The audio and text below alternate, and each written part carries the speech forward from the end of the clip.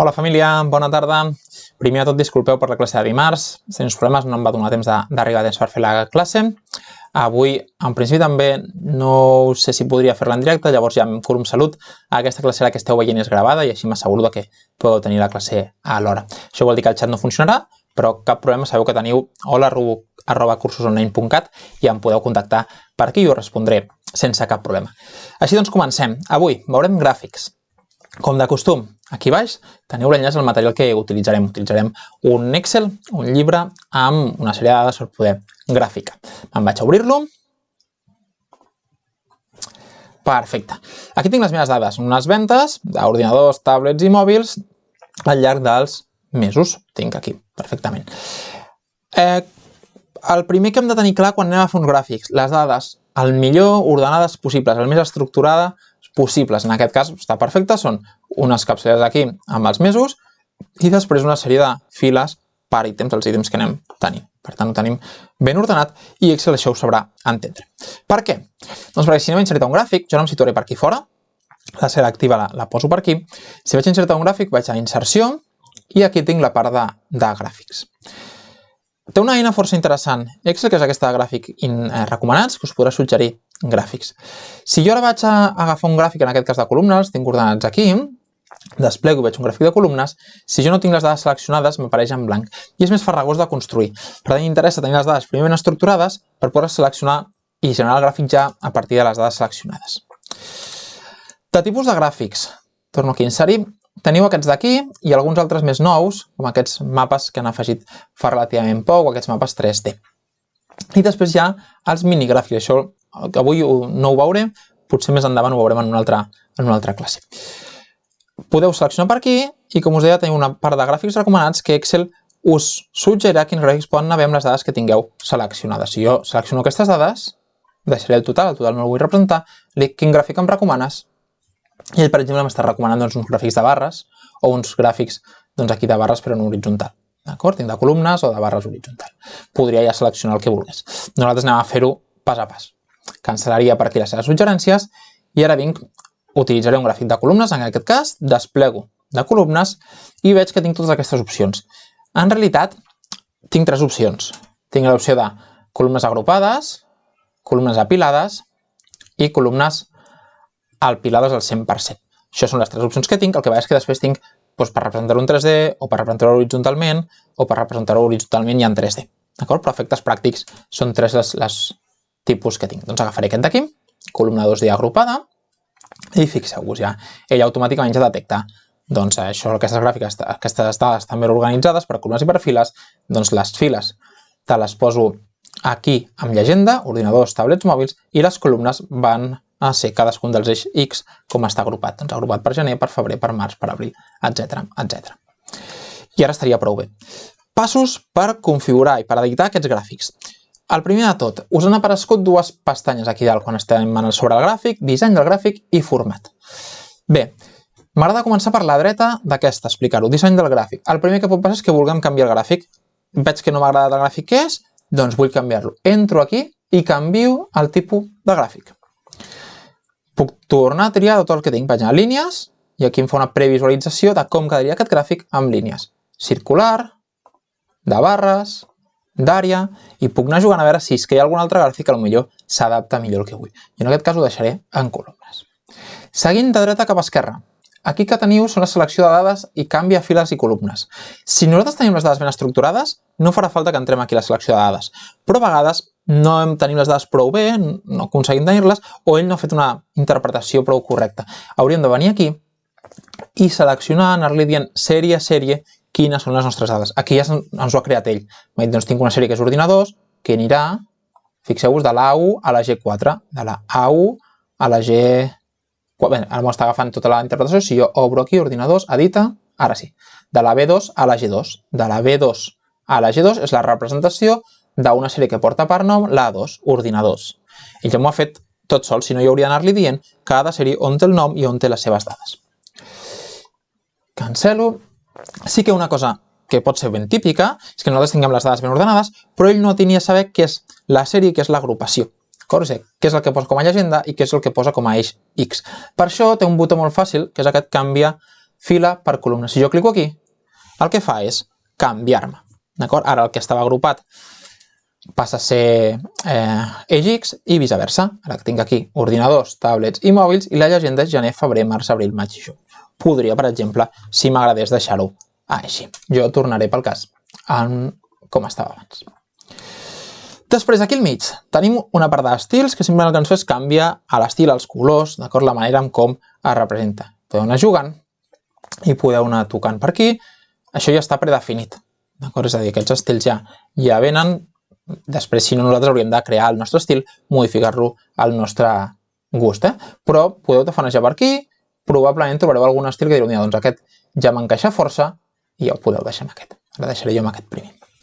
I després ja anem més cap a l'esquerra i anem concretant més detalls del gràfic. Si fins ara aplicàvem un estil a tot, ara el que tenim és una presentació també una mica predefinida on Microsoft ens suggereix diferents representacions, doncs per exemple d'on col·loca la llegenda, ara aquí me l'està col·locant a baix, si passo per aquí sobre veig la priorització me la col·loca a dalt. Tenim aquí diferents propostes d'estructura de la informació dintre del gràfic i podem agafar la que més ens agradi. Agafaré aquesta primera, perfecte, i ja tinc aquí estructurat. Però clar, això segueix sent general, és com una plantilla on m'he de menjar tot. Si aquí jo volia que la llegenda estigués a la dreta, però a més volia incorporar les etiquetes de dades, ara m'atré les etiquetes de dades. Com faig per jo poder personalitzar cadascuna d'aquestes coses? Doncs aquí, si estic a sobre el gràfic, tinc la tecla més i puc afegir o treure elements del gràfic, i si no hi ha a l'esquerra de tot, aquí d'aquesta barra disseny de gràfics, tinc les eines per poder afegir el que calgui. Per exemple, vindré a títols d'eixos i li diré que m'afegeixi el títol horitzontal. Fixeu-vos que ja tinc la previsualització, m'afegeix aquí el títol. I jo li puc dir, puc venir aquí i modificar-ho. Mesos. D'acord? Per tant, aquesta part, pestanya disseny de gràfic, de la dreta cap a l'esquerra, anem modificant de més gros a més concret el nostre gràfic. Des de canviar el tipus de gràfic directament, a tocar les dades, a un estil visual, a una plantilla d'organització dels elements i ara ja aquí a definir cadascun dels elements que volem. Fixeu-vos que depenent del tipus de gràfic tindreu unes coses activades o unes altres. En aquest cas, les línies actuen amb un gràfic de línies i per tant aquí no apliquen. O les barres amunt i avall, 3/4 del mateix. Depenent del gràfic que tingueu solucionat, això actuarà o no. I després, si ens anem a veure la pestanya de format, aquí tenim per tocar el que és ja més els colors del gràfic en concret. Sobre això us faré simplement un petit incís. Si jo volgués canviar el color, per exemple, d'aquesta sèrie, de la sèrie ordinadors, jo he de clicar una vegada i venir aquí a canviar el color. I selecciono un color que no tingui, per exemple, vermell. Perfecte.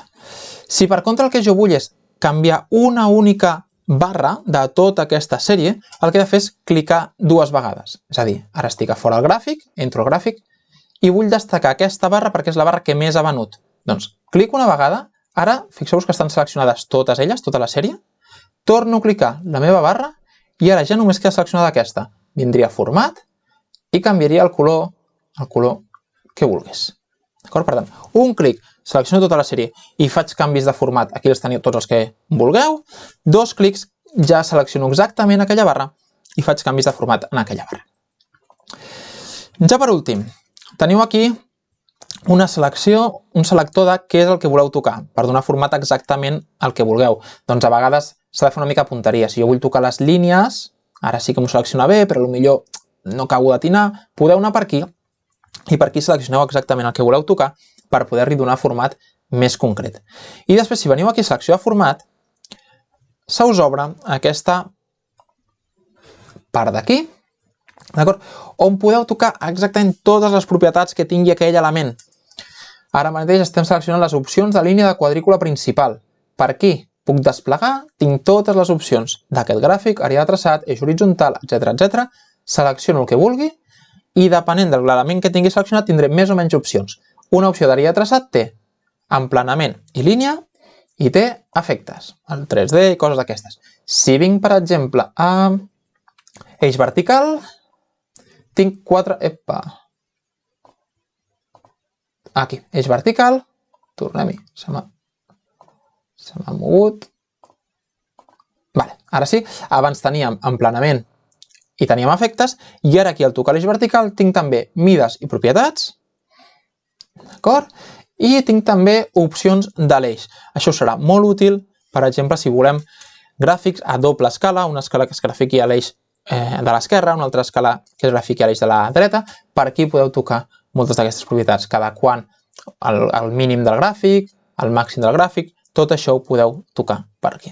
Si obriu, ja us dic, des d'aquí a selecció de format, s'obrirà aquesta finestra, podeu triar l'element en concret que vulgueu i aquí ja toqueu totes les opcions d'aquell element. Vaig a provar de fer un últim gràfic diferent perquè veieu una mica les diferències i amb això acabaríem. Torno jo a seleccionar totes les dades per crear un altre gràfic i en aquest cas vaig a crear inserció, un gràfic circular, un gràfic de format jet. Fixeu-vos que ell decideix, en aquest cas, que el que s'està representant és com s'ha repartit la venda d'ordinadors, com estic tapant jo, al llarg de l'any. Ha dit ordinadors, gener, febrer, març, abril, i això és el que m'està representant. Gener, febrer, març, abril, maig i juny. Podria haver-me triat, represento gener i les 3 dades. Per això és important, i per això us volia ensenyar aquest exemple, que seleccioneu exactament les dades que vosaltres voleu representar. Si jo hagués volgut representar això, ordinadors, hauria estat més fàcil fer aquest tipus de selecció, seleccionar simplement les vendes dels ordinadors.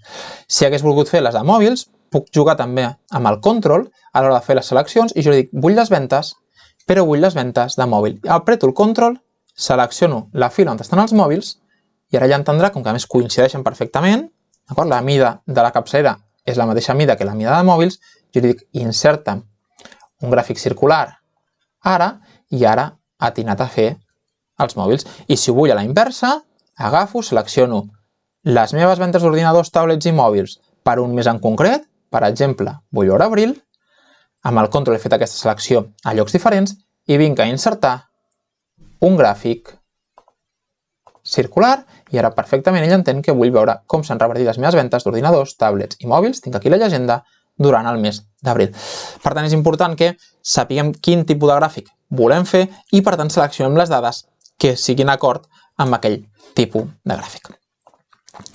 Perfecte, doncs fins aquí la classe d'avui. Espero que us hagi quedat clar una mica com interactuar amb els gràfics. I gràfics és un tema que podria donar per forces classes, però jo crec que ja teniu una introducció força interessant per poder, com a mínim, començar a manegar-vos i anar descobrint com podeu interactuar amb ells. Res més, si us ha agradat la classe, doncs doneu-li el like i així m'animeu a seguir fent classes com aquestes i si esteu seguint el curs, subscriviu-vos i així us avisarà de les properes classes. En principi, amb Excel encara seguirem, com a mínim la setmana que ve encara seguirem amb les classes i estic preparant alguna sorpresa, ja us avisaré, espero veure si la tinc llesta la setmana que ve i pel desconfinament que podeu tenir alguna sorpresa sobre els cursos d'Excel. Res més, família, una forta abraçada, que acabeu de passar un molt bon dia.